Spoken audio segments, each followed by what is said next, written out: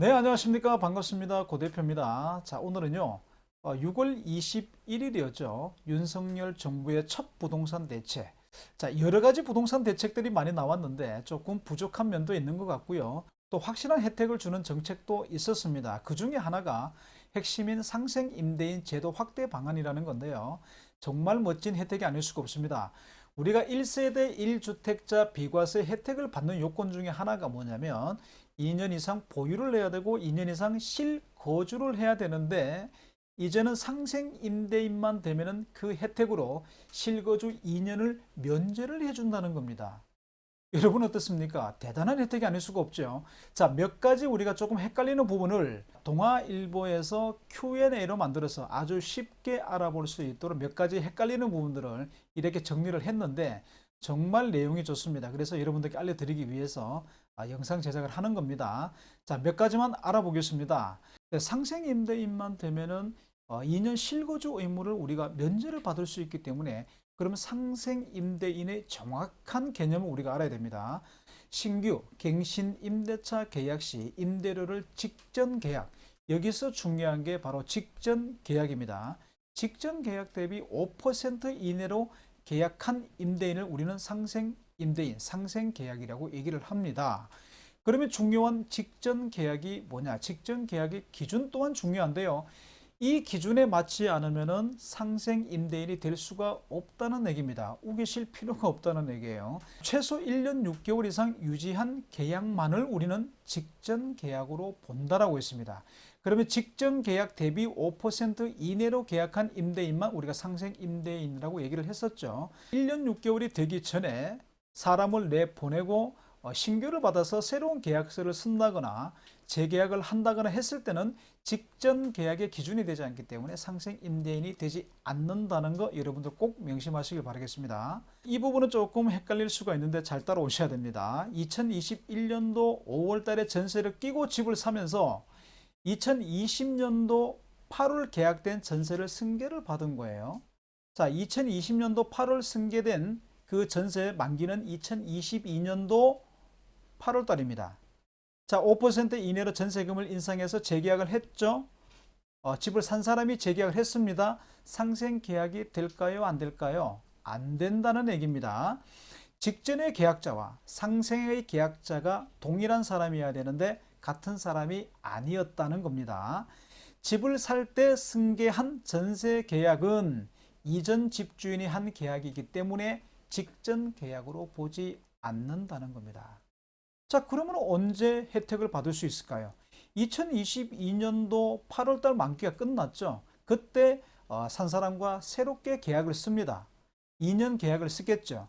그 이후로 1년 6개월 이후에 5% 제한으로 재계약이나 신규를 했을 때 상생 임대인이 될 수가 있다는 겁니다. 자, 잘 따라오셨죠? 자, 그 다음 임대인 A씨가 2021년도 3월 달에 주택담보대출을 받아서 아파트를 샀네요. 이후에 바로 전세 세입자를 구했습니다. 이 사람이 직접, 임대인이 직접 산 사람이 직접 전세자를 구했습니다. 그래서 2023년도 만기 때 전세금을 5% 이내로 인상을 하면 상생계약으로 인정받을 수가 있을까요? 당연히 받을 수가 있겠죠. 전세 승계가 아니고 임대인 A씨가 직접 전세 계약을 체결한 것이라면 직전 계약으로 인정받기 때문에 상생 계약이 된다는 겁니다. 자, 그 다음 또 볼게요. 아파트를 분양을 받았습니다. 입주 시점에 바로 전세를 내주면 어떻게 될까요? 이것은요, 신규 분양 아파트는 직전 계약이 없습니다. 그래서 상생 계약을 인정받을 수가 없다는 거예요. 1년 6개월 뒤에 재계약을 하고 전세금을 5% 이내로 올린다면 그때는 상생 계약으로 인정받을 수가 있다는 겁니다. 이 정도 조건이면 충분히 투자도 할 수가 있고 좋은 혜택이다라고 우리가 평가를 할 수가 있습니다. 자, 그 다음 상생 계약을 맺은 후에 바로 집을 매도해도 2년 거주를 인정받을 수 있을까요? 절대로 되지 않습니다. 상생 계약을 맺고 2년 계약을 무조건 유지를 한 후에 매도해야 혜택을 받을 수가 있다는 겁니다. 성격 급하신 분들은 할 수가 없는 거겠죠. 네. 그 다음 상생 임대인 혜택을 받으려면 언제까지 계약을 해야 되는가? 2024년도 12월 31일까지 체결된 계약분만을 대상으로 합니다.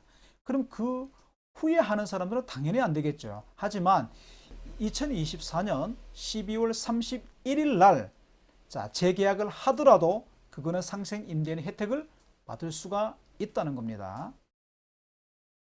2024년 12월 31일 전에 상생 계약을 한 번 맺은 후에 다음 계약 때는 5%를 초과해 시세대로 높여서 계약할 예정입니다.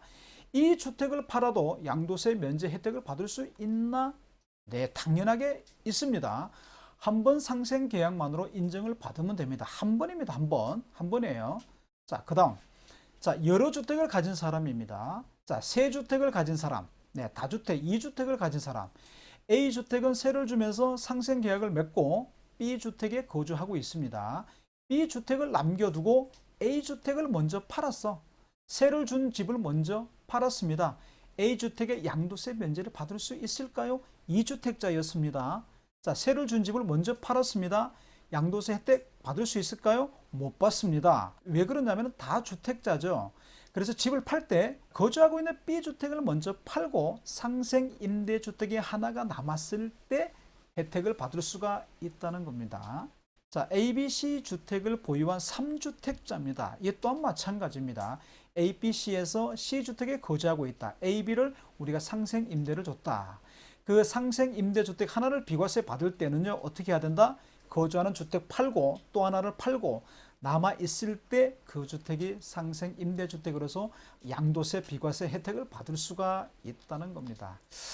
모르겠습니다. 조금 해결이 됐는지는 모르겠지만 조금 어렵습니다.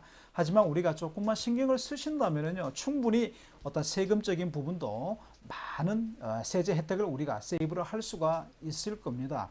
어쨌든 이번 부동산 정책 621 부동산 대책에서 상생 임대인 제도 나름대로 굉장한 혜택이 아닐 수가 없습니다. 투자도 잘 하시고요. 세제 혜택도 많이 보시길 바라겠습니다. 감사합니다.